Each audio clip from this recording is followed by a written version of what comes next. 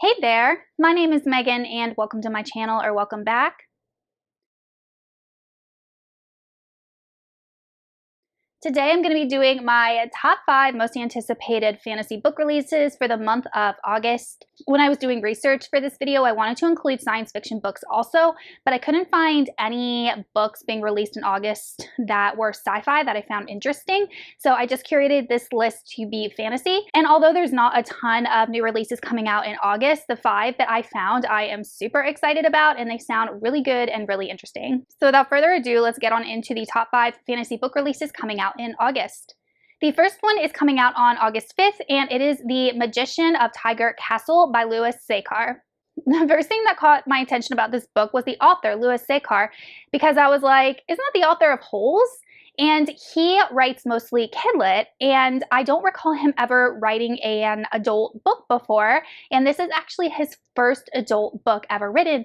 And Louis Sekar is not like a young pup. He's been around for a while and written a ton of books, so I just am very interested that he decided to publish an adult fantasy book so late in his already established writing career. In The Magician of Tiger Castle, we are following a princess named Tulia, and this kingdom's name is a little hard to pronounce. It looks like Esquivada to me, but it's the kingdom of Esquivada. And in order to forge a political alliance, Tulia's father sets up an arranged marriage to a very evil and odious prince for his daughter. But lo and behold, Tulia finds herself falling in love with a lowly scribe. In order to get his daughter to marry this foreign prince, the king turns to his magician named Anatoly, and Anatoly was a prodigy in his youth, but unfortunately over his magician's career has really produced nothing noteworthy. So he is a magician who is often ridiculed and scorned, and the only one who still believes in his powers and his abilities is Princess Tulia. When the king orders Anatoly to brew a potion that will force his daughter to fall in love with this odious prince, Anatoly is caught between a rock and a hard place. He has to question where his loyalties lie. Is it to the kingdom? Is it to the king? Is it to the princess? And will this wedding really save the future of their country? As always, guys, you can check out my Amazon storefront listed in my description box below for links to all of these new releases. The next book is called Warrior, Princess, Assassin by Bridget Kemmerer.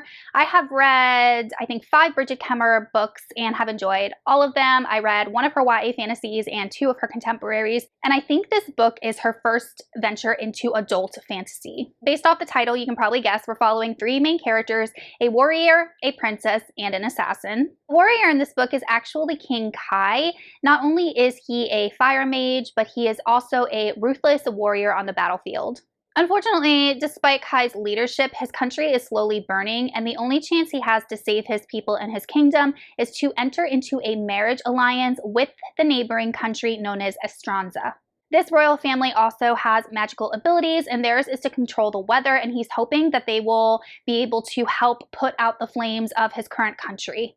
Next, we're following Princess Jory, and this is King Kai's potential marriage alliance partner. And what she doesn't want Kai or anyone else to find out is that her family's magic is slowly fading. Jory is tempted to flee her princess duties and run away with her best friend Asher, but then she meets the warrior King Kai and learns that he's not as fearsome as brutal as his reputation claims, but he is actually a very sharp-witted and compassionate man.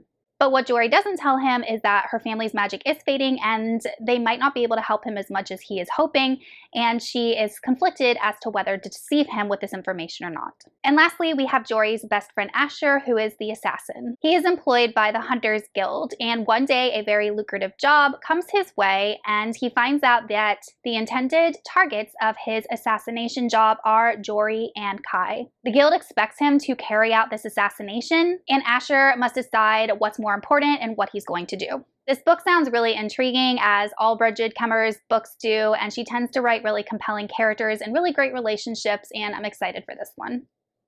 Hey guys, if you are enjoying this video, please consider hitting that subscribe button, as well as giving this video a like to throw my channel a little bit of love and support.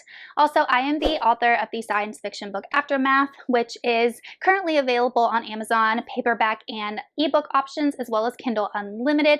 I would love it if you could check it out to see if it's a story that might click with you to help support an indie author.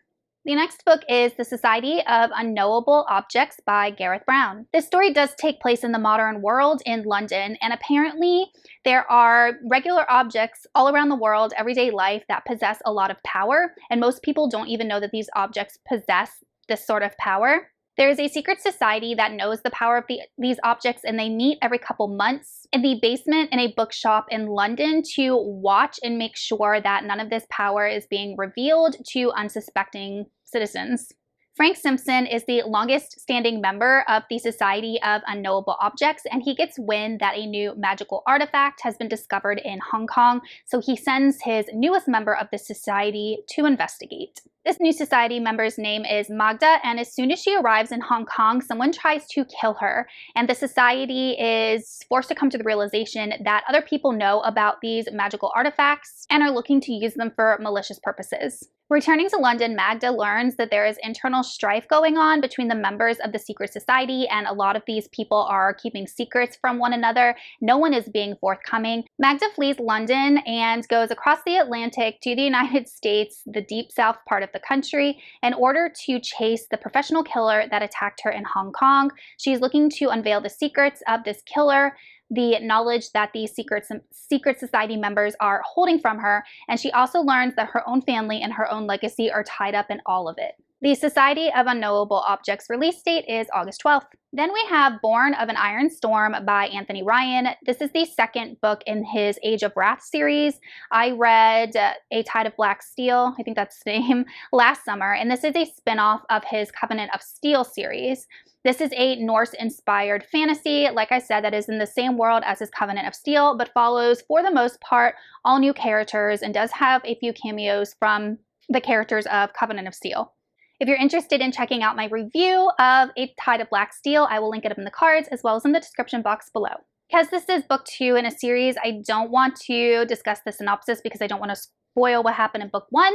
But in this series, we are following Escarlia, a harsh Norse-inspired island kingdom ruled by the Sister Queens. Their centuries-old iron-fisted dominance is currently being threatened by a band of new warriors who sail on longships and have been attacking islands in their kingdom. We follow a couple of main characters. The first one is Thera, who is an executioner that works for the Sister Queens. She has been tasked with uncovering the source of this new threat of warriors attacking these outer islands. We're following Felnir, who is Thera's brother. They don't like each other. He has been tasked by the Sister Queens with finding an ancient magical artifact. Then we're following Roland. He has a magical innate ability that is currently being exploited. And finally, Elvine, who is a young scribe who is forced into servitude of the Sister Queens and is currently working on deciphering a map tattooed on a crazy man's body. All of these characters, different plot lines, eventually do converge and come together as they discover more and more about the new threat